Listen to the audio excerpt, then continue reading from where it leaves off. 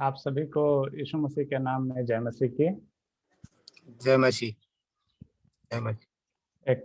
ये बहुत अच्छा ही समय है कि हम लोग एक साथ जुड़ पाए हैं और एक परिवार के नाते एक साथ जुड़ के मसीह के देह में परमेश्वर की आराधना कर पाएंगे।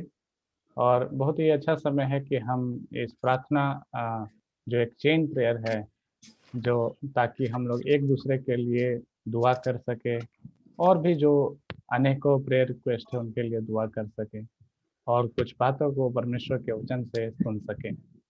तो आइए हम इस प्रार्थना सभा को शुरू करेंगे। हम अभी आग्रह करेंगे हमारे ELM के पास्टर शिव चरित्र अंकल को कि वो शुरुआती प्रार्थना में अगुवाई करेंगे हमारी।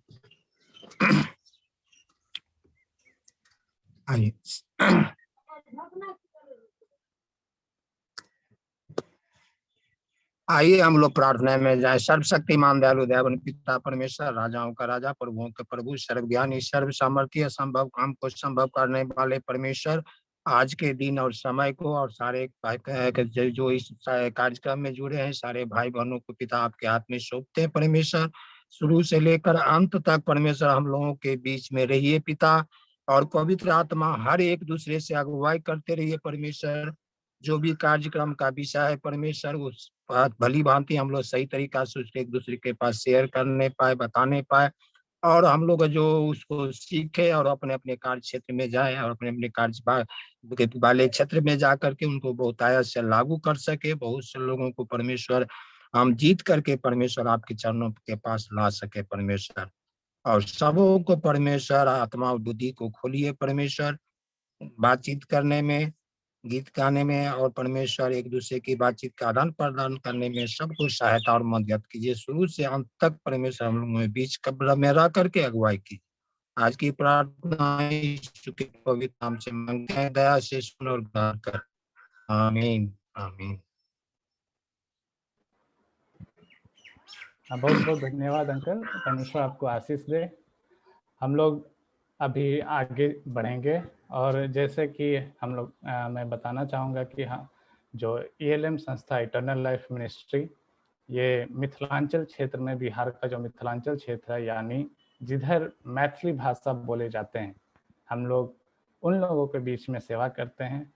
तो आज जैसे हो सकता है आप लोग में से कुछ लोग मैथिली भाषा सुने होंगे या मैथिली भाषा में गाना सुने होंगे। तो आज मैं आप लोग से आग्रह करूंगा कि हम लोग के साथ जुड़िए। मैं 2 मैथिली भजन को कंप्यूटर के द्वारा बजाऊंगा और परमेश्वर की स्तुति में हम लोग सब मिल के परमेश्वर की आराधना करेंगे।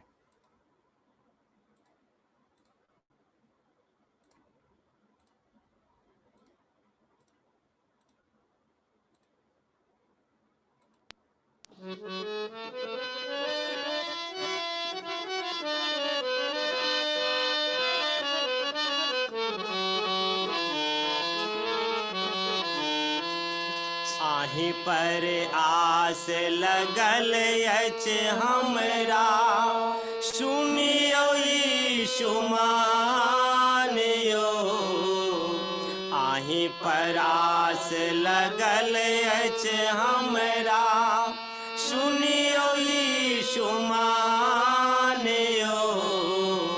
आहाँ संगति ले ले हम साहब सब अपमानियो। आहाँ संगति ले ले हम साहब सब अपमानियो। आही पे आस लगल अछि हमरा, सुनियो यीशु मानियो।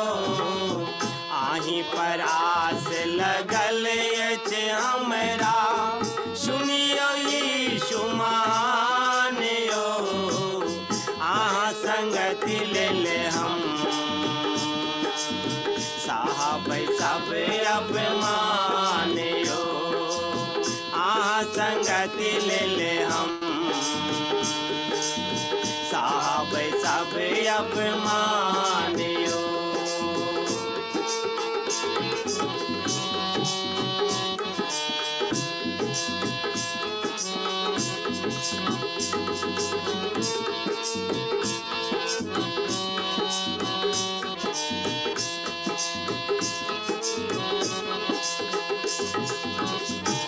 सब छेलो पाप के मारल केयो न देलन स्थान यो। हम सब छेलो पाप के मारल केयो न देलन स्थान यो। क्रूस पर चढ़ पापी के खातिर, क्रूस पर चढ़ पापी के खातिर आहाँ बेलो बलिदान यो। आहाँ संगति ले ले हम साहब सब अपमान यो। आहाँ संगति ले ले हम साहब सब अपमान यो।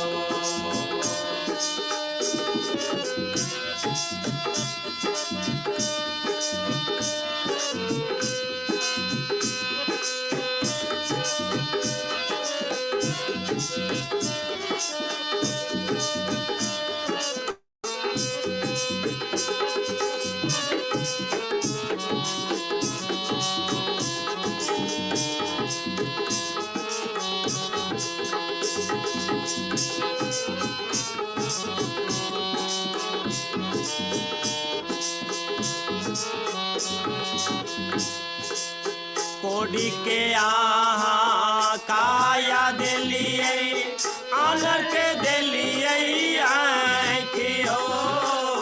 कोड़ी के आहा काया दिलिए आनर के दिलिए आँखियो।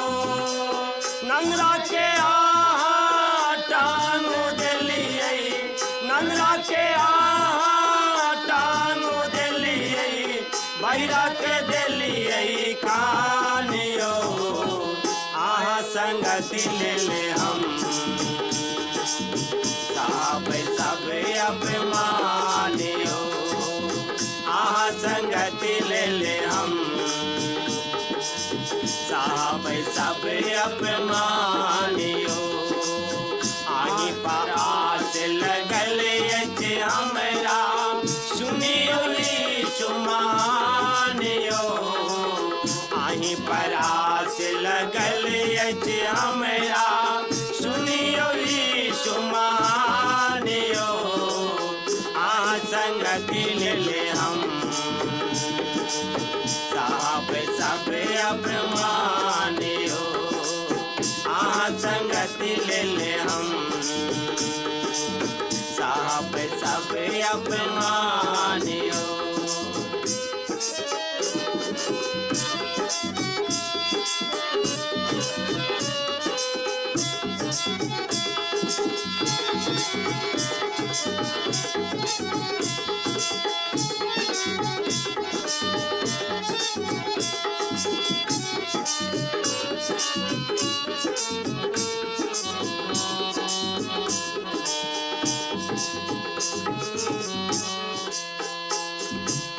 स्वर्ग छोड़ आहा दुनिया में एलिए सबके बचौलिए प्राण हो। स्वर्ग छोड़ आहा दुनिया में एलिए सबके बचौलिए प्राण हो। सूली पर चढ़ आहा जीवन दिलिए, सूली पर चढ़ आहा जीवन दिलिए, मुर्दा में दिलिए प्राण हो। आहा संगति ले ले साहब सब अपमान हो। आहा संगति ले ले हम साहब सब अपमान हो। आही पर आस लगल अछि हमरा सुनियो सुमान हो। आही पर आस लगल अछि हमरा सुनियो सुमान हो। आहा संगति ले ले हम साहब सब अपमान हो। आहा संग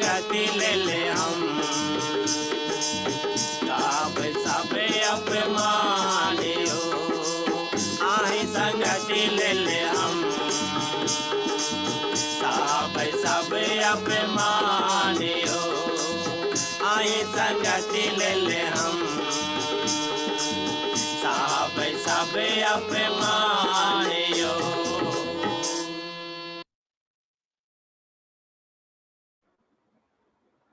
सभी को जय मसीह की। अगर आप लोग को मतलब ये गाने का बोल अगर किसी को नहीं समझ में आया होगा तो मैं थोड़ा समझा देना चाहता हूँ। हो सकता है मैथिली भाषा किन्हीं किन्हीं को समझ में नहीं आया होगा। तो ये गाने का जो बोल था, अहीं पर आस लगल अछि हमरा, सुनियो यीशु महान यो।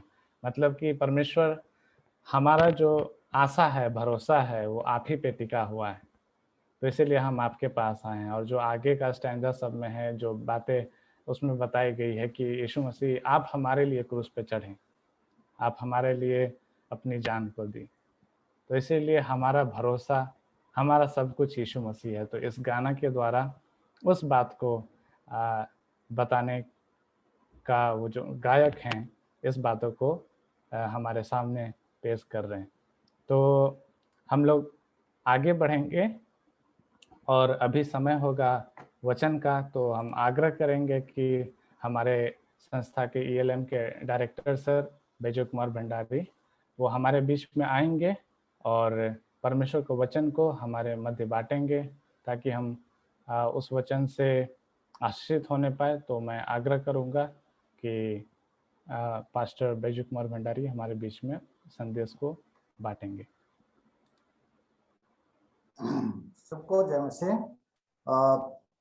आशा करता हूं कि आप सब लोग परमेश्वर के दया से कुशल से होंगे और प्रभु हमें से हर एक को अपने महिमा में इस्तेमाल कर रहे हैं।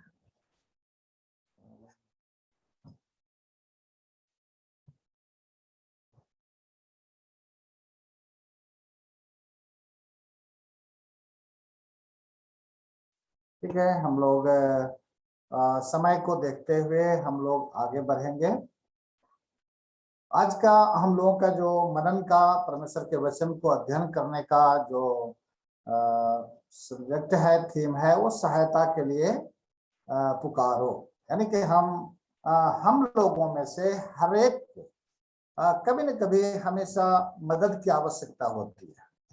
अब जैसे हम लोग परिवार में भी हैं, तो परिवार में भी हम एक दूसरे का मदद करते हैं, और अगर समाज में है तो समाज में भी एक दूसरे का मदद करते हैं, सेवा में है तो उसमें भी हम एक दूसरे का मदद करते हैं। लेकिन ये विशेष एक पुकार है जो सहायता के लिए हमें पुकारने की आवश्यकता है, और परमेश्वर हमारे और आपकी पुकार को सुनकर वो उत्तर देते हैं, क्योंकि हमारा परमेश्वर हमारे विनती को, प्रार्थनाओं को सुनने वाला परमेश्वर है। और जब हम लोग उस तरह से अपने महान परमेश्वर को पुकारते हैं, बुलाते हैं, या हम कॉल करते हैं, हम प्रार्थना करते हैं, तो निश्चित रूप से परमेश्वर हमें उसका उत्तर देते हैं, क्योंकि वो उत्तर को देने वाला परमेश्वर है। तो हम लोग जब देखते हैं कि जब सामान्य स्थिति में हम लोग अपने परिवार में कैसे बात करते हैं, अगर हम अपने परिवार से ही एक उदाहरण को लें, तो जिस समय हम लोगों का स्थिति सामान्य होता है, हम लोग सामान्य स्थिति में होते हैं, उस समय हम लोग अपने परिवार में कैसे बात करते हैं। तो निश्चित रूप से है, सामान्य स्थिति में हम लोग सामान्य तरीका से बात करते हैं, परंतु जब हमारे परिवार के सदस्य संकट में होते हैं, तो क्या हम लोग सामान्य जैसे बात करते हैं? निश्चित रूप से जब हमारे परिवार में किसी सदस्य को समस्या होती है, या कोई संकट में होते हैं, या कोई गंभीर रूप से परेशानी में रहते हैं, ऐसे समय में हम लोग सामान्य जैसे बात नहीं करते। उस समय में हम लोग एक विशेष तरीके से बात करते हैं, आपस में हम लोग बैठते हैं और उन बातों को कई रूप से चर्चा करते हैं कि कैसे हम लोग इस सामान्य हालत से हम लोग आगे बढ़ने पाए या निकलने पाए, संकट के समय से कैसे हम लोग बाहर होने पाए, या मेरे परिवार के लोग कैसे बाहर होने पाए। तो इस तरीके से हम लोग उसको देखते हैं। वैसे ही जब हम देखते हैं कि सामान्य स्थिति होती है, तो ऐसे समय में हम लोग परमेश्वर से बातचीत करते हैं, प्रार्थना करते हैं। निश्चित रूप से हम में से हरेक लोग सामान्य स्थिति में या ऐसे भी बाइबल पढ़ते हैं, प्रार्थना करते हैं। ये प्रतिदिन का हम लोगों का एक दिनचर्या होता है जो हम लोग करते हैं। लेकिन जब हमारे परिवार के ऊपर या हमारे रिश्तेदार के ऊपर या हमारे समाज के ऊपर या हमारे देश के ऊपर या हमारे देश के लोग संकट में होते हैं, तब भी क्या हम जैसे सामान्य स्थिति में प्रार्थना करते थे वैसे ही प्रार्थना करते हैं? निश्चित रूप से हम ये देखेंगे कि नहीं, उस समय में हम लोग एक विशेष प्रार्थना करते हैं।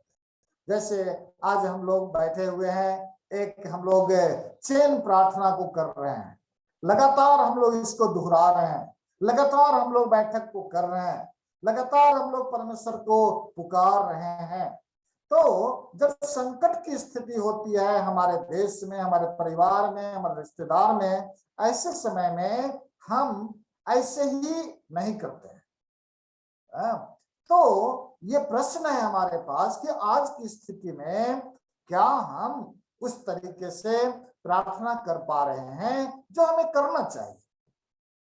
और इसीलिए हम लोग कैसे अपने मदद करने वालों को पुकारें, क्योंकि इस समय एक ही है जो हमारी मदद कर सकते हैं, और वो है हमारा परमेश्वर, जो हमारे देश को, हमारे समाज के लोगों को, हमारे परिवार के लोगों को, हमारे रिश्तेदारों को, हमारे संस्थागत सहयोगियों को वो मदद कर सकते हैं।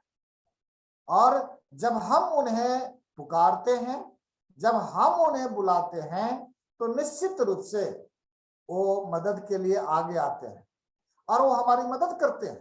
क्योंकि आज के समय में हमारा मददगार बस एक ही है जिसको हमें पुकारने की आवश्यकता है, जिसको हमें बुलाने की आवश्यकता है, क्योंकि वही है जो हमें सभी तरह के समस्याओं में समाधान को करेंगे। वही है जो मेरी प्रार्थनाओं को सुनकर, आपकी प्रार्थनाओं को सुनकर वो हमारे देश में वो जो है बदलाव को लाएंगे, हमारे देश को एक उन्नत देश को बनाएंगे, हमारे समाज को एक उन्नत समाज बनाएंगे। इसीलिए हम लोगों को पुकारने की आवश्यकता है। हम एक उदाहरण के रूप में देखते हैं, जब उस समय नहेमिया जो है के समय में हम देखते हैं कि नहेमिया कैसे अपने लोगों के लिए वो पुकार को रखते हैं। तो हम उसको थोड़ा सा देखेंगे। थोड़ा मेरा टेक्निकल प्रॉब्लम आ गया रोहित।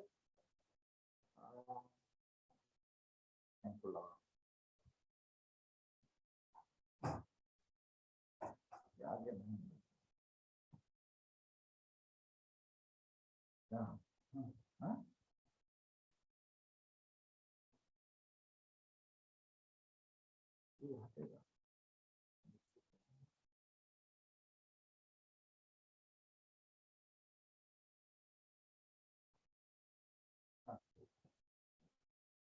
तो हम लोग देखते हैं कि नहेमिया को जब लोगों ने आके कहा और जब उनके बातों को वो सुनने के लिए तैयार हुआ कि हमारे लोगों की स्थिति क्या है, कैसी है, तो हम नहमिया के 1 अध्याय के 3 पद में देखते हैं कि उन्होंने मुझसे कहा कि जो बचे हुए लोग बंधुआई से छूटकर उस प्रांत में रहते हैं वे बड़ी दुर्दशा में हैं और उनकी निंदा होती है, क्योंकि यरूशलेम की शहरपनाह टूटी हुई और उसके फाटक जले हुए। ये जब उनके संदेश वाहक ने या उनके जो अनुयायी थे उन्होंने जब इसको आके कहा कि वहां के लोगों की हालत ये है, वहां के लोगों की हालत ऐसी है, तो हम देखते हैं कि हम सब लोग उसको पढ़े हुए हैं इसलिए हम ज्यादा उसमें नहीं जाएंगे। लेकिन हम लोग देखते हैं कि जब ऐसा हुआ तो 4 से 7 पद में लिखा हुआ, ये बातें सुनते ही मैं बैठकर रोने लगा और कितने दिन तक विलाप करता और स्वर्ग के परमेश्वर के सम्मुख उपवास करता और यह कहकर प्रार्थना करता रहा, हे स्वर्ग के परमेश्वर यहोवा, हे महान और भययोग्य परमेश्वर ईश्वर, तू जो अपने प्रेम रखने वालों और आज्ञा मानने वालों के विषय अपनी वाचा पालता और उन पर करुणा करता है, तो कान लगाए और आंखें खोले रहा कि जो प्रार्थना मैं तेरा दास इस समय तेरे दास इसराइलियों के लिए दिन रात करता हूं, उसे तू सुन ले। मैं इसराइलियों के पापों को जो हम लोगों ने तेरे विरुद्ध किए हैं मान लेता हूं। यह समय है कि हम लोग अपने लोगों के पापों को परमेश्वर के सामने मांगने। हम ये कहें, परमेश्वर ये मैं मानता हूं कि मेरे लोगों ने पाप किया, मैं मानता हूं कि मेरे लोगों ने आपके वचन के खिलाफ किया। ये पुकार हमारी और आपकी पुकार परमेश्वर तक पहुंचनी है। और हम देखते हैं कि जब नहमिया ने इस तरह के पुकार को किया तो परमेश्वर ने कैसे उपाय को निकाला, और आगे आप उसको जानते हैं कि परमेश्वर ने उनके पुकार को सुना, उनके प्रार्थना को सुना और उन्होंने उस शहरपनाह को बनाने के लिए उपाय को किया। तो ये परमेश्वर हमारे आपके प्रार्थना को सुनने वाले हैं। हम दूसरे और एक उदाहरण को देखेंगे कि एस्तर की पुकार। उस समय हम देखते हैं कि यहूदियों के ऊपर एक ऐसे विपत्ति आ गई थी, और इतनी बड़ी विपत्ति आ गई थी कि वो लोग पूरे के पूरे नाश होने के कगार पे चले गया था। और मुर्दकै इस बात को लेकर बहुत परेशान है कि कैसे यहूदियों को बचाया जाए, कैसे यहूदियों को बचाया जाए। वहां पर देखते हैं कि बार बार एस्तर के पास में वो संदेश को भेजता है, बार बार वो एस्तर को अपने संदेश को भेजता है, और वो कहता है, तब एस्तर ने मुर्दकै के पास यह कहा। जब बार बार संदेश को भेजता है, मुर्दकै इस बात को कहता है कि एस्तर, अगर कुछ तुम नहीं करेगी तो यहूदियों के साथ साथ तुम भी नहीं बचोगी, तुम भी नाश होगी। आज स्थिति कमोबेश हमारे देश की सही नहीं है, हमारे समाज की सही नहीं है। और उस समय एस्तर ने एक अहम कदम उठाई और वो कहती है कि मैं राजा के सामने जाऊंगी, क्योंकि बिना मतलब का राजा के सामने जाने का मतलब था कि उसको मृत्युदंड मिल सकता था। लेकिन वो कहती है कि मैं जाऊंगी, और यदि नष्ट हो गई तो हो गई, लेकिन मैं जाऊंगी। और वो खुद भी उपवास में बैठे और उन्होंने संदेश भेजा उन यहूदी लोगों को कि आप लोग भी उपवास प्रार्थना कीजिए कि परमेश्वर हमारी पुकार को सुनने पाए। और हम सब जानते हैं कि परमेश्वर ने एस्तर की पुकार को, यहूदी की पुकार को सुना, और परमेश्वर ने उस तरह से उपाय किया कि वो उस समय के यहूदी लोगों का नाश नहीं होगा और वो बचाया जा सका। और एक उदाहरण को हम देखते हैं कि अय्यूब के परिवार में सब कुछ नाश हो गया, उनका धन संपत्ति चला गया, उनके जितने भी और थे सब कुछ खत्म हो गया, और उसके बाद उनके जो बेटे बेटियां भी खत्म हो गई। सब कुछ खत्म होने के बाद ये एक बहुत ही कठिन समय है। हम लोग कई बार होता है कि कठिन समयों का सामना हम लोग सही ढंग से नहीं कर पाते, या कठिन समय में हम परमेश्वर की आराधना सही ढंग से नहीं कर पाते, या जब हमारे व्यक्तिगत रूप में बहुत बड़ी हानि होती है, उस समय हम उस प्रार्थना को नहीं कर पाते हैं। कई बार ऐसे हम में से कई लोगों के साथ में होता है। लेकिन अय्यूब से हमें एक बहुत बड़ी शिक्षा मिलती है कि इनका सब कुछ खत्म हो गया, अब इसके पास कुछ भी नहीं बचा है, लेकिन वो क्या कर रहे हैं, तब अय्यूब उठा और बागा फार सिर मुड़ाकर भूमि पर गिरा और दंडवत करके कहा, मैं अपनी मां के पेट से नंगा निकला और वहीं नंगा लौट जाऊंगा। यहोवा ने दिया, यहोवा ही ने ले लिया, यहोवा का नाम धन्य है। प्रभु आपको धन्यवाद हो। परमेश्वर हम आपको धन्य कहते हैं। ये एक आराधना की प्रार्थना, ये एक पुकार जो हमारे दिल से निकलता है। तो इस बात को हम देखते हैं कि उस समय भी अय्यूब किसी भी तरह की मूर्खता नहीं किया और न परमेश्वर के ऊपर किसी भी तरह का दोष लग गया।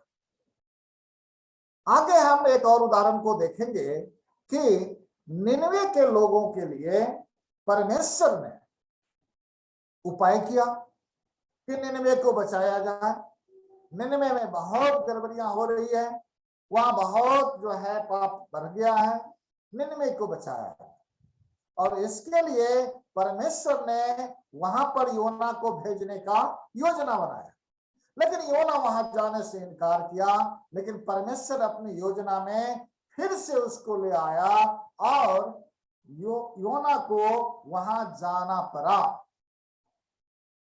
और वहां जब गया उसके बाद वो थोड़ा सा गुस्सा भी है, थोड़ा सा नाराजगी भी है और बहुत अच्छे मन से वहां नहीं है।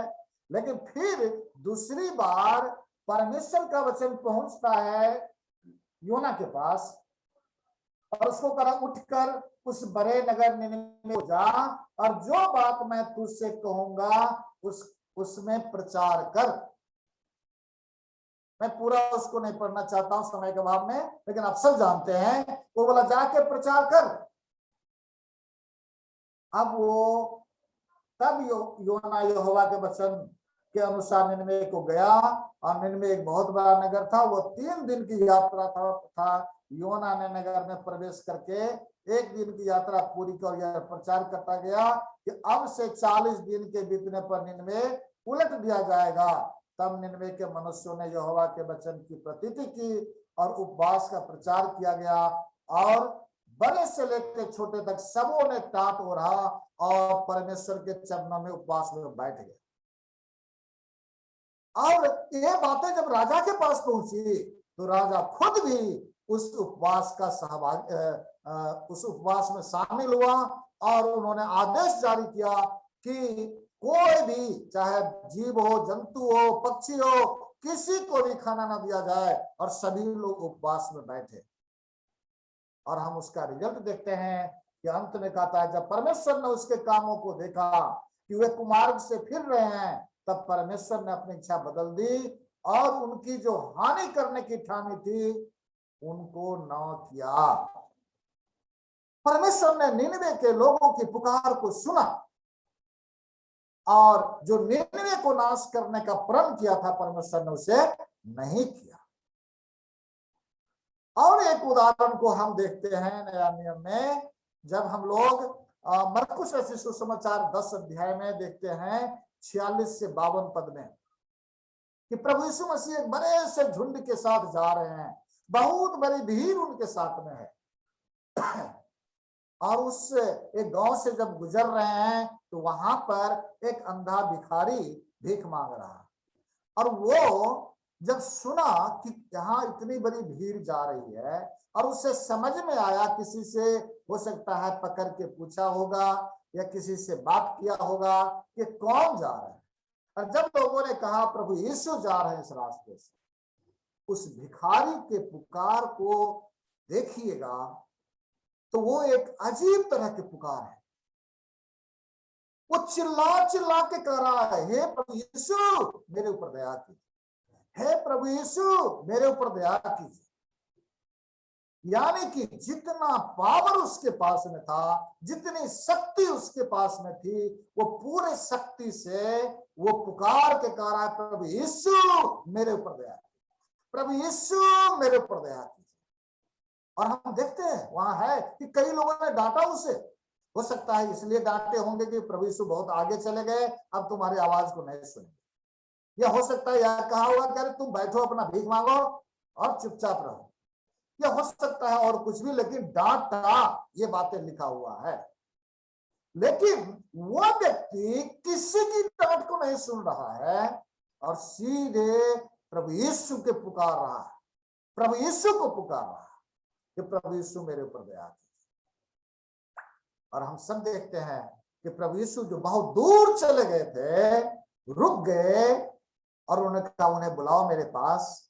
और जब भिखारी दौड़ के वहां जाता है तो प्रभु यीशु बोलते हैं क्या चाहिए तो? प्रभु यीशु बोलते हैं क्या चाहिए तो? उन्होंने कहा प्रभु मैं भी आपके सृष्टि को देखना चाहता हूं, प्रभु मैं भी आपको देखना चाहता हूं। प्रभु यीशु मसीह ने कहा जाओ तेरे विश्वास ने तुझे चंगा किया, और वो उसी घड़ी वो देखने लगा। तो ये एक पुकार जो परमेश्वर ने सुना, ये पुकार जो महान परमेश्वर ने उत्तर दिया।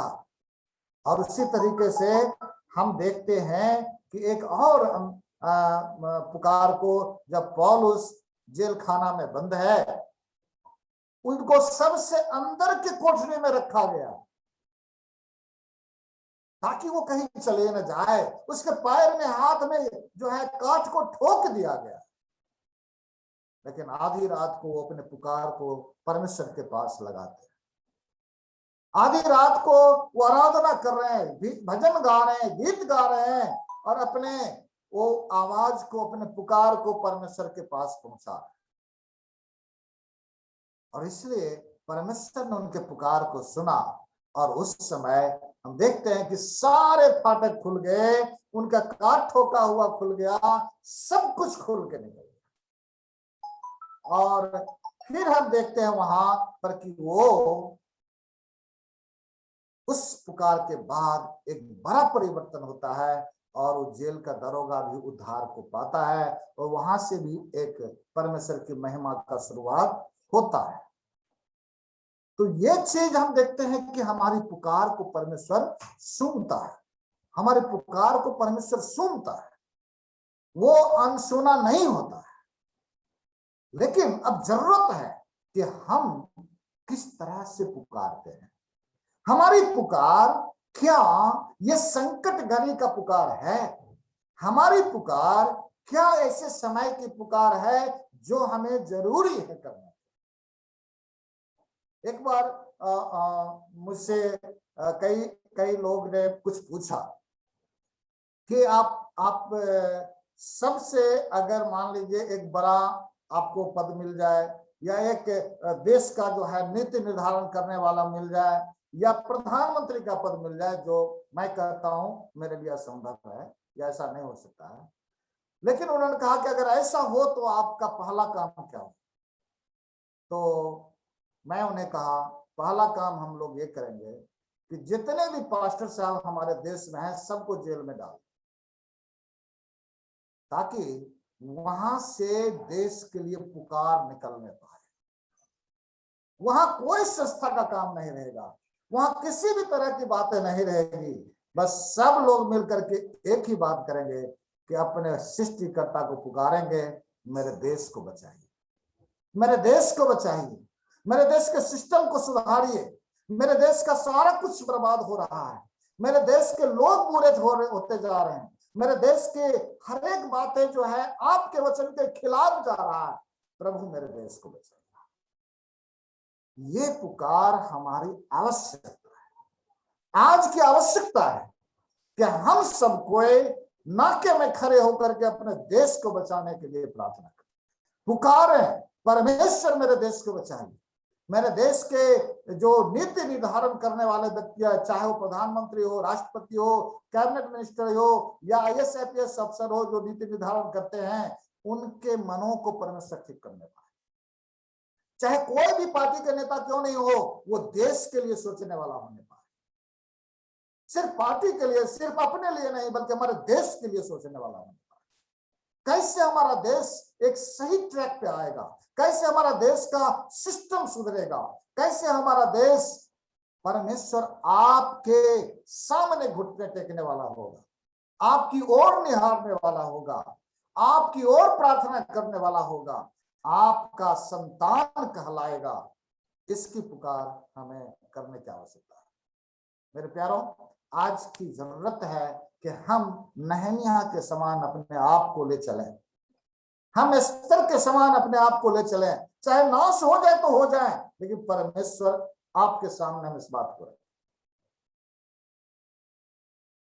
आज की आवश्यकता है कि हम सब मिलके न केवल अपने लिए सोचे, बल्कि अपने देश के लिए, अपने समाज के लिए। जरूर हमारे देश में बहुत कुछ है जो सिस्टम से नहीं चल रहा है, हमें उसको सुधारने के लिए पुकार की आवश्यकता है, जो परमेश्वर के सामने हमें रखने की जरूरत है। और निश्चित है कि परमेश्वर ने अगर एस्तर की प्रार्थना को सुना, तो मेरी और आपकी भी प्रार्थना को सुनेंगे। परमेश्वर ने नहमिया की प्रार्थना को सुना, तो मेरा और आपकी प्रार्थना को भी सुनेंगे। परमेश्वर ने पौलुस की प्रार्थना को सुना, तो मेरे और आपके प्रार्थना का भी सुनेंगे। परमेश्वर ने उस अंधे भिखारी की प्रार्थना को सुना, मेरे और आपकी प्रार्थना को भी सुनेंगे। और एक दिन हमारा देश उत्तम देश बनेगा, जो परमेश्वर के संतान के रूप में जाना जाएगा। और वो चीज हमारे और आपके द्वारा ही संभव है। जब हम पुकारेंगे, निश्चित रूप से परमेश्वर उसको करेंगे। परमेश्वर आप सबों को बहुतायत से आशीष देने पाए और इस प्रार्थना के बातों में आगे बढ़ने में सहायता मदद करने पाए। धन्यवाद प्रभु, आप सबको आशीष देने पाए। बहुत बहुत धन्यवाद पास्टर जी इस बहुमूल्य वचन के लिए जो आपने हमारे सम्मुख रखा है। सही बात है कि हमें परमेश्वर की तरफ देख के पुकारना है, हमें परमेश्वर को निहारना है और अपना जो भी बातें हैं, अपने देश की व्यवस्था को देख के या अपनी जो भी व्यवस्था है, पारिवारिक व्यवस्था, सारी व्यवस्था को देखते हुए परमेश्वर को पुकारना है, क्योंकि वही सबके मालिक हैं। तो आइए हम आगे बढ़ेंगे और प्रार्थना में जाएंगे, कुछ बातों के लिए दुआ करेंगे। जैसे हमने सुना कि पुकारना है परमेश्वर को, तो अभी हम कुछ प्रार्थना निवेदन पे दुआ करेंगे। और मैं चाहूँगा कि हमारे बीच में रेवरेंड डेल्फिना सिस्टर हैं, वो कुछ विषय के लिए, पहला एक जो विषय है उसके लिए दुआ करेंगे, और जो विषय है वो है कि हमारे देश के सिस्टम के लिए दुआ करेंगे। जो अदालत का सिस्टम है, अर्थव्यवस्था है, जो राजनीतिक सिस्टम है, ये खासकर ये 3 चीज़ों के लिए दुआ करेंगे। तो मैं आग्रह करूंगा कि रेवरेंड डेल्फिना सिस्टर हमारे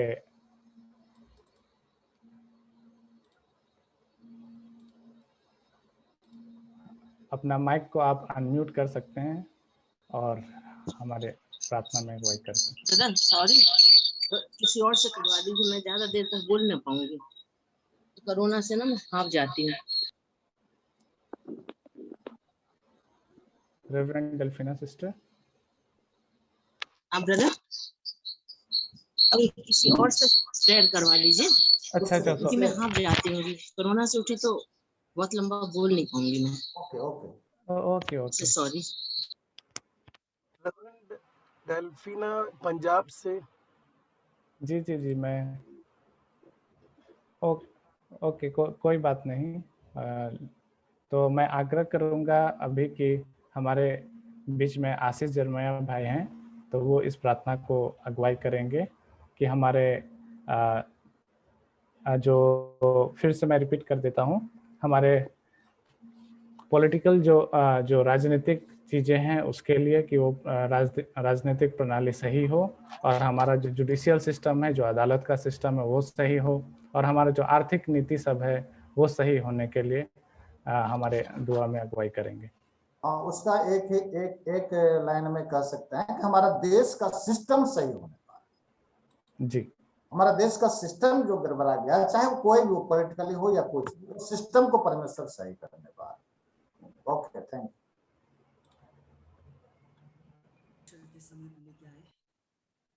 प्रभु पिता परमेश्वर, एक बार फिर से हम आपकी हुजूरी में आते मेरे प्रभु, आज के इस सुंदर सुबह के लिए खुदावन धन्यवाद करते हैं मेरे यीशु मसीह कि इस प्रकार से हम लोग मिल नहीं पा रहे हैं पिता परमेश्वर, एक मन और एक चित्त होकर पिता परमेश्वर। संसार में पिता परमेश्वर ये महामारी के कारण पिता परमेश्वर सारा अर्थव्यवस्था पिता परमेश्वर सिस्टम पिता परमेश्वर कोलैप्स हो गया है, हर एक चीज मेस हो गया है पिता परमेश्वर।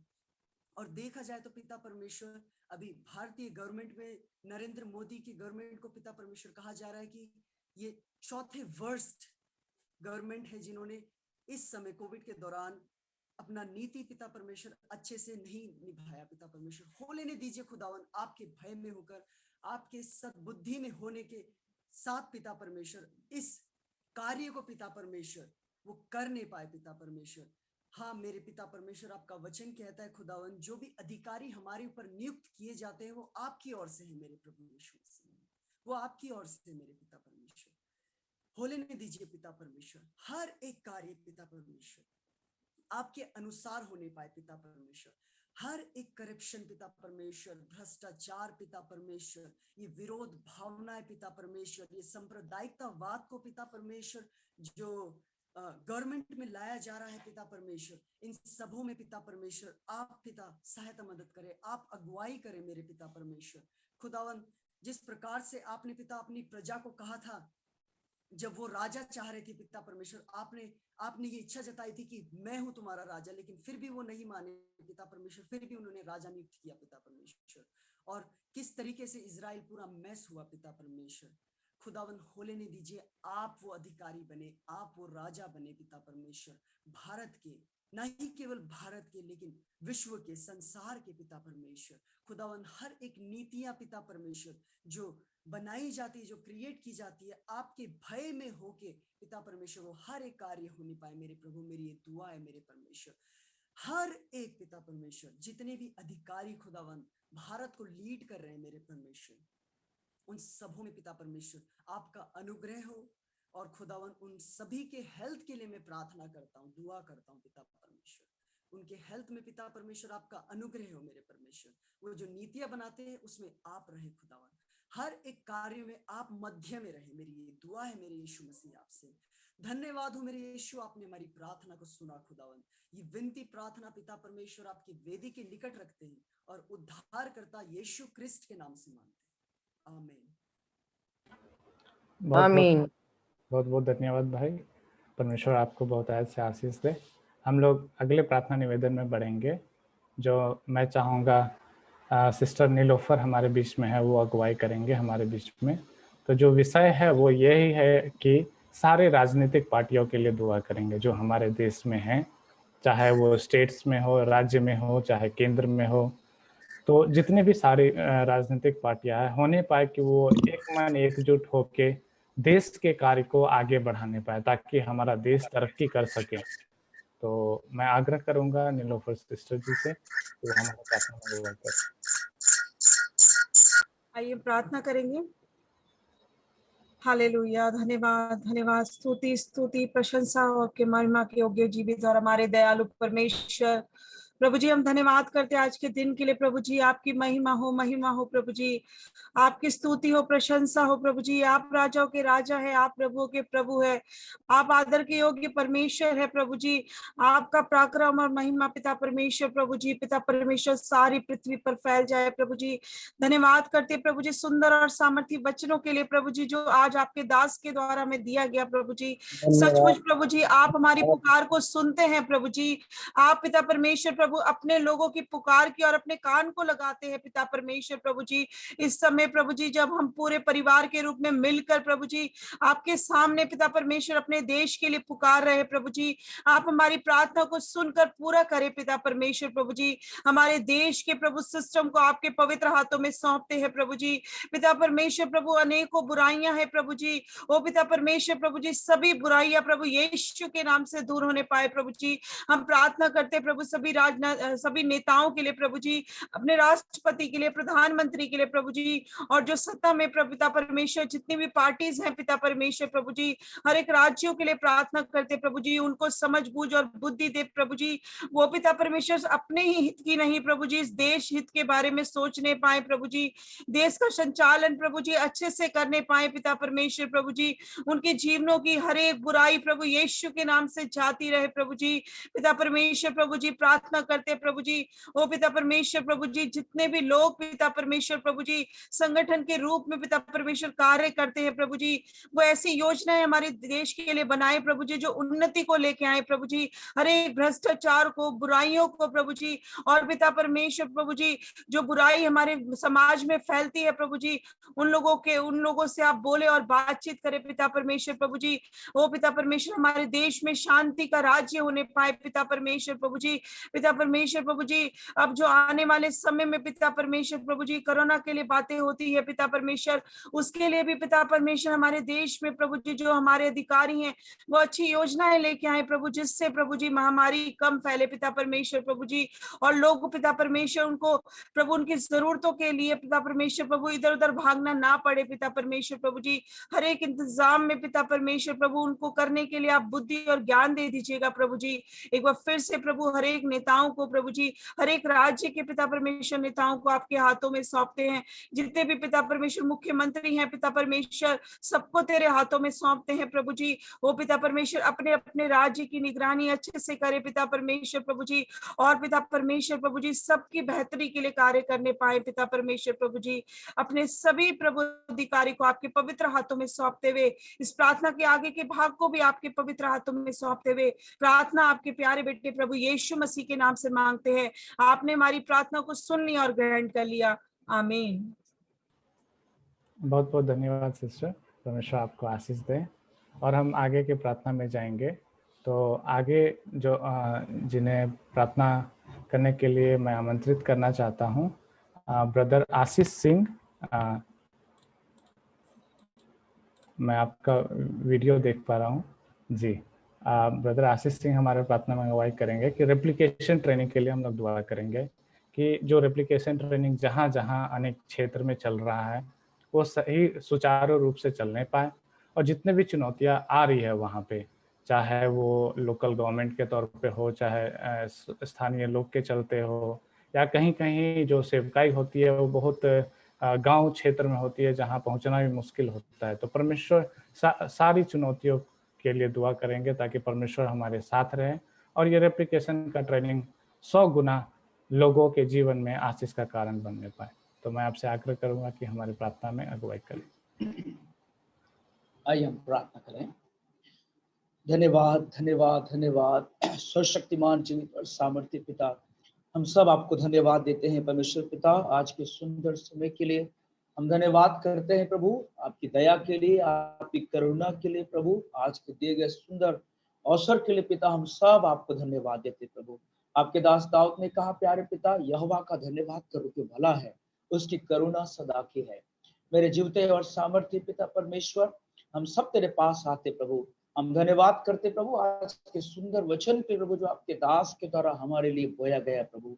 हम विशेष करके तेरे पास आते और विनती करते हैं पिता, इन दिनों जितनी चुनौतियों का सामना हम गांव में और शहरों में कर रहे हैं प्यारे पिता, आपसे विनती और प्रार्थना मांगते प्रभु, हमको ऐसे कठिन समय में आपकी सहायता मिले प्रभु। हम आपकी सहायता को मांगते हैं पिता परमेश्वर, और जहाँ कहीं भी प्रभु ये ट्रेनिंग की जा रही है प्यारे पिता, और जहाँ कहीं भी चली जाती है पिता, चाहे वो गाँव हो चाहे वो शहर हो प्यारे प्रभु, हम आपसे विनती करते हैं प्रभु जी, आपकी सहायता हमको यीशु मसीह के नाम में मिले।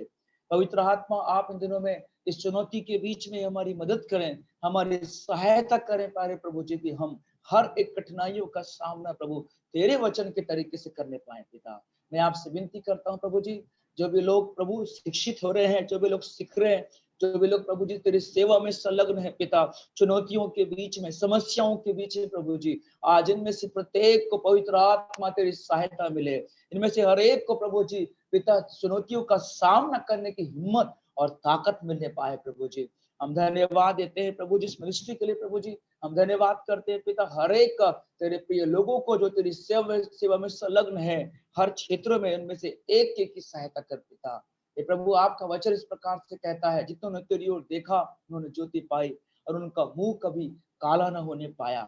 हम विश्वास करते हैं पिता परमेश्वर की आप कठिन समय में हमारे साथ हैं प्रभु जी, और हमको शिक्षित कर रहे हैं, हमको ट्रेंड कर रहे हैं पिता, कि हम आगे प्रभु हर एक काम को सुव्यवस्थित ढंग से करने पाए प्रभु। हम सब आपको धन्यवाद करते हैं पिता, विश्वास करते हैं कि आपने हमारी पुकार को सुना है प्यारे प्रभु जी, और आपने हमारे हर एक क्षेत्रों में जहां जहां सेवकाई की जा रही है प्रभु, आप हमें से हर एक की सहायता कर रहे हैं, मदद कर रहे हैं। इस बात के लिए पिता हम आपको धन्यवाद देते हैं प्रभु। सारा आदर, सारी महिमा, सारा सम्मान हम केवल आपको देते हैं और ये प्रार्थना प्रभु यीशु मसीह के नाम में मांगते हैं, आमीन। बहुत बहुत धन्यवाद भाई आशीष सिंह जी, परमेश्वर आपको आशीष दे। तो हम लास्ट एक प्रार्थना है उसमें जाएंगे। हमारे बीच में पास्टर राजेश कुमार मंडल जी हैं, तो वो हमारे प्रार्थना में अगुवाई करेंगे कि हम लोग दुआ करेंगे कि जो रेप्लिकेशन परिवार में जो भी कोरोना से ग्रसित हैं, जो भी इस बीमारी से परेशान हैं, उनके लिए दुआ करेंगे। साथ ही साथ उनके परिवार में हमारे जो जितने भी लोग हैं या उनके परिवार में कोई भी लोग इस बीमारी से परेशान है या किसी भी बीमारी से परेशान है, तो उनके लिए दुआ करेंगे ताकि परमेश्वर उन्हें चंगाई देने पाए। साथ ही साथ जो लोग अपने प्रियजनों को इस महामारी के चलते अपने प्रिय लोगों को खो चुके हैं, उनके लिए भी दुआ करेंगे कि परमेश्वर का आशीष और परमेश्वर की शांति उस परिवार में होने पाए। तो मैं आग्रह करूंगा कि पास्टर राजेश कुमार मंडल जी से कि वो प्रार्थना में हमें अगुवाई करें। आइए हम लोग प्रार्थना में जाए। सर्वशक्तिमान परमेश्वर, दया का सागर, हे परमेश्वर, सनातन काल के विराट परमेश्वर, अद्भुत युक्ति करने वाले, हम आपका धन्यवाद करते हैं प्रभु जी। और प्रभु जी ये सुंदर अवसर जो हमें मिला है प्रभु जी प्रार्थना करने के लिए, उसके लिए प्रभु जी हम लाखों लाख धन्यवाद करते हैं प्रभु जी।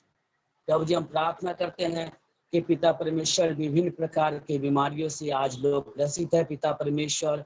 और प्रभु जी हर एक लोग पिता परमेश्वर और प्रभु जी आपकी ओर प्रभु जी निहार रहे हैं प्रभु जी पिता परमेश्वर। और प्रभु जी हर एक लोग पिता परमेश्वर आप ही की ओर आशा लगा रखा है प्रभु जी।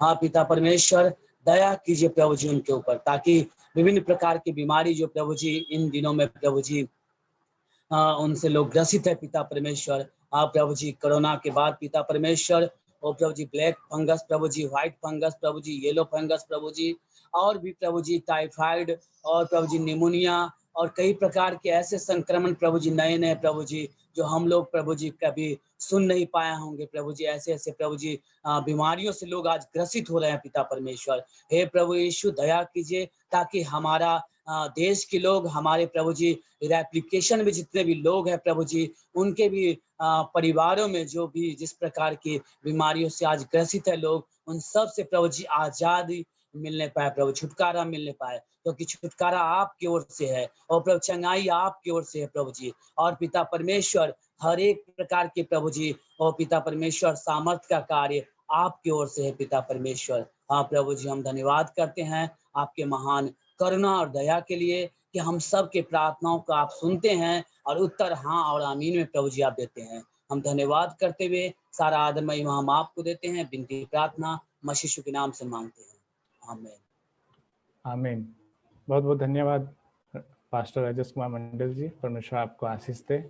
तो हम आगे बढ़ेंगे और मैं आप लोग को फिर से एक, ये हो सकता है कि इस मीटिंग में कुछ लोग नए जुड़े होंगे, तो ये क्यों ऐसा मीटिंग क्यों किया जाता है उसके बारे में मैं कुछ संक्षिप्त में बता सकूं कि ये हर एक सप्ताह एक NRS हब द्वारा उनके साथ मिल के एक संस्था को ये रिस्पॉन्सिबिलिटी दिया जाता है कि ये प्रार्थना सभा का आयोजन करें, ताकि हम एक साथ एक मिल के एक परिवार के नाई मिल के परमेश्वर के सन्मुख बैठ के दुआ कर सके अपने लोगों के लिए, अपने देश के लिए, और एक दूसरे को परमेश्वर में बढ़ाएं। तो इसीलिए इस प्रार्थना सभा का आयोजन किया जाता है और इससे हो पाता है कि हम एक दूसरे से मिलकर आशीषित हो पाते हैं। आगे का समय अनाउंसमेंट के लिए मैं जेसिका बहन को देना चाहूँगा। जेसिका बहन। धन्यवाद भाई रोहित, आप सभी को जय मसीह की और प्रभु का धन्यवाद हो आज के सुंदर समय के लिए। सर्वप्रथम हम धन्यवाद देना चाहेंगे इटर्नल लाइफ मिनिस्ट्री के परिवार का, जिन्होंने आज बहुत ही सुंदर तरीके से इस प्रार्थना सभा को आयोजित किया। और जैसा कि भाई रोहित भंडारी ने बताया कि हर हफ्ते ऐसे ही एक संस्था को चुना जाता है हमारे न्यूयॉर्क के पार्टनर्स में से कि वो अपने संस्था के साथ मिलकर प्रेयर सभा को संचालन करें। तो हालांकि इसकी जो शुरुआत थी वो कोविड के समय में हुई, लेकिन हम लोग कोशिश करेंगे कि जब तक हम लोग नियोस में एक परिवार की तरह हैं। हर पुराने व नए संस्था जो इस बार जुड़ रहे हैं, उन्हें मौका मिले कि वो एक हफ्ता ज़रूर अपने संस्था के साथ मिलकर इस प्रेयर डे का आयोजन करें। इसका मुख्य उद्देश्य यही है कि सभी जितने भी भारत के जन हैं, कलीसिया के सदस्य हैं, वो सामने आए और आकर परमेश्वर के निमित्त सामूहिक प्रार्थना को करें। साथ ही साथ अनाउंसमेंट्स कुछ इस प्रकार हैं कि आने वाले हफ्ते गुड शेपर्ड मिनिस्ट्रीज इस प्रेयर डे को लीड करने जा रहे हैं। तो गुड शेपर्ड मिनिस्ट्रीज की पूरी टीम से अनुरोध है कि आप अपना मुख्य वचन, आपके वक्ता, लीडिंग कौन करेंगे, वो नियोस की टीम को बता सकते हैं। और साथ ही साथ आज शाम 6 से लेकर 8 बजे तक नियोस द्वारा एक यूथ टैलेंट शो ऑर्गेनाइज किया जा रहा है। तो जितने भी हमारे नियोस के सदस्य हैं, जितने भी चर्च मेंबर्स हैं, हम अनुरोध करेंगे कि आप अपने जवान बच्चों को और खासकर हमारे जितने संस्थाएं हैं उसमें जितने भी जवान चर्च प्लांटर्स हैं, आप उन्हें आमंत्रित करें, क्योंकि ये समय होगा कि हर जवान परमेश्वर के लिए अपने वरदानों को प्रस्तुत करें। तो फिर से एक बार पूरे ELM की टीम को धन्यवाद देते हुए आगे का समय मैं रोहित भाई को देना चाहूंगी। परमेश्वर को महिमा मिले बहन सारी बातों में। और आगे का समय जो है कि अंतिम प्रार्थना और आशीष का वचन के लिए मैं चाहूँगा कि सर रेवरेंड रॉबिन आमोस जी को दिया जाए। मैं आग्रह करूँगा कि अगर और कुछ भी बातें हैं जो हम लोग से बांटना चाहते हैं सर, वो बांट सकते हैं, और उसके साथ साथ अंतिम प्रार्थना करके आशीष का वचन बोल के हम ये इस मीटिंग को हम समाप्त कर सकते हैं। तो जय मसीह की। और बड़े आनंद की बात है कि हम लोग प्रभु के लोग होकर अपने अपने काम में तो बिजी रहते हैं, पर हम मिलकर लोगों के लिए प्रार्थना कर सकते हैं। और ये हमारे लिए आनंद का विषय इसलिए है क्योंकि हम अपने पिता के पास जाकर उसको पुकार रहे।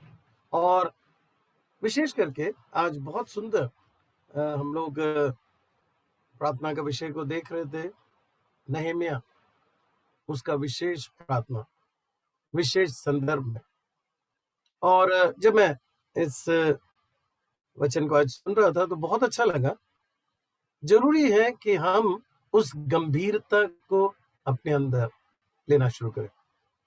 और जैसे कहा गया है, हर हफ्ते नियोस हब में जितने भी पार्टनर्स हैं वे मिलकर एक दिवसीय चेन प्रेयर करते हैं, जहां पर हर ऑर्गेनाइजेशंस अपने प्रार्थना का विषय भेजते हैं और पूरा चेन प्रेयर होता है एक दिन का, 10 बजे से लेकर अगले 10 बजे हर हफ्ते।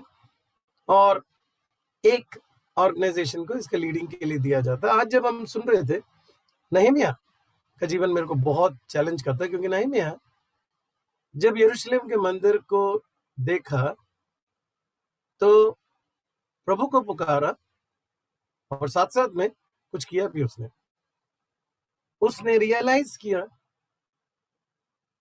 इनसेंसिटिव नहीं था, अर्थात उसको मालूम था कि बाहर क्या हो रहा।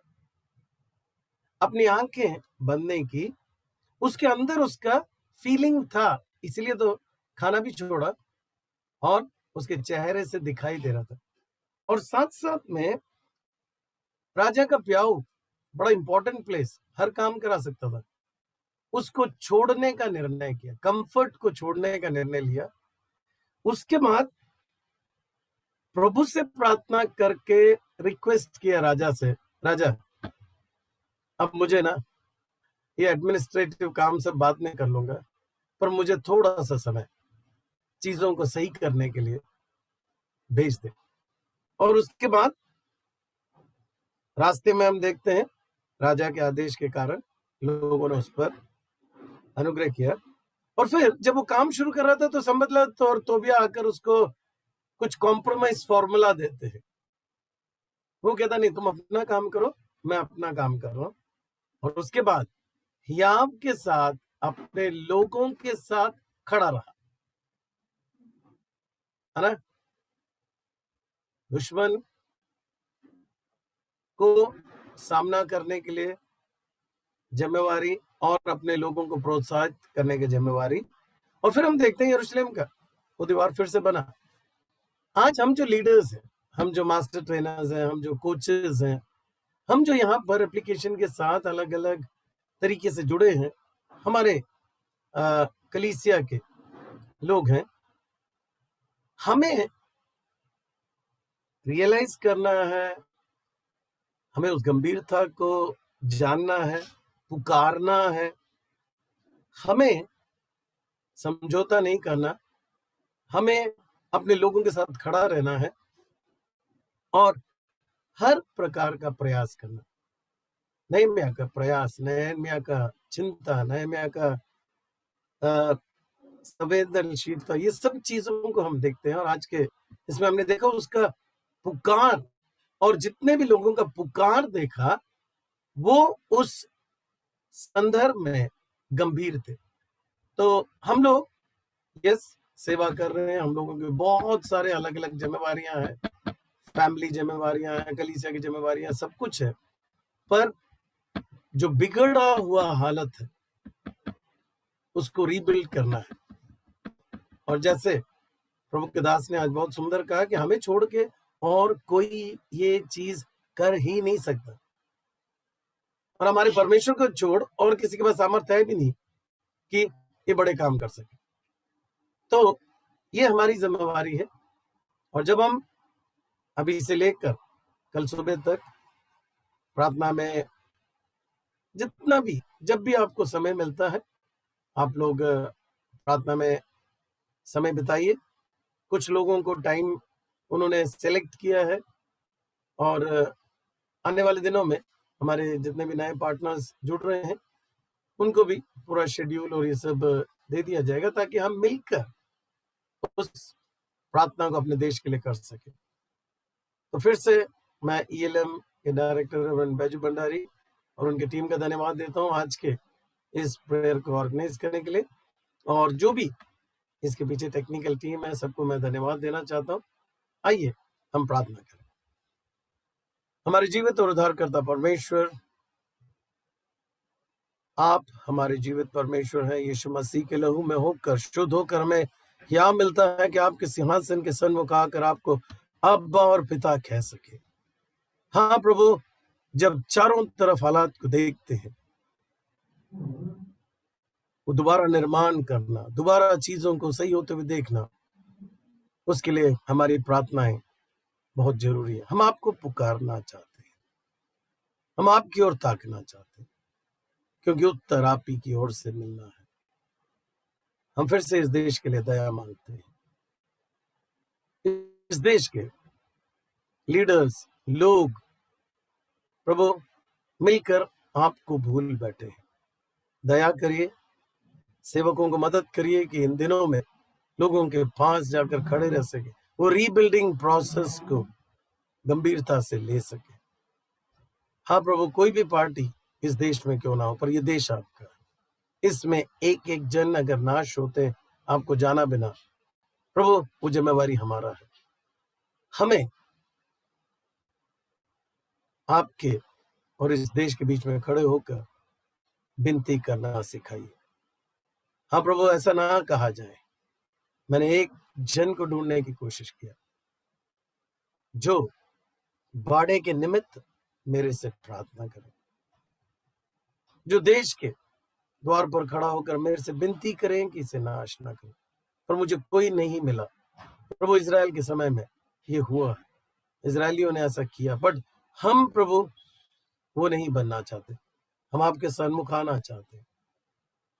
प्रभु जी, जब यीशु मसीह हमारे लिए मध्यस्थ है, हम उसके साथ आपके सन्मुख विनती करना चाहते हैं, और हम जानते हैं कि आपने हमारी प्रार्थनाओं को सुनना शुरू कर दिया है। हाँ प्रभु, हम सिर्फ शारीरिक चंगाई के लिए नहीं प्रार्थना करते। ये कोरोना, ये हालात सुधर सकते हैं, परंतु लोग अगर आत्मिक तौर से बीमार हैं, गरीब हैं, आत्मिक तौर से बिखरे हुए हैं, प्रभु अनंत जीवन से वंचित हो जाएंगे। हम उनके आत्मिक जीवन के लिए, उसकी चंगाई के लिए भी प्रार्थना करना चाहते हैं। जितने भी यहाँ पर सेवक अभी और सेविका बैठे हैं, एक एक जन पर अनुग्रह हो। विश्वास करने वाले की प्रार्थना से सब कुछ हो सकता है। हम लोग वो विश्वास करने वाले लोग बने जो याव के साथ प्रार्थना कर सके। एक एक जन पर आपका अनुग्रह रहे। और हम देश के लिए फिर से प्रार्थना करते प्रभु, आप इसको अवसर दीजिए कि मन फिराव का समय मिले। धन्यवाद के साथ इस प्रार्थना को प्रभु यीशु मसीह के मीठे और पवित्र नाम से मांगते हैं, आमीन।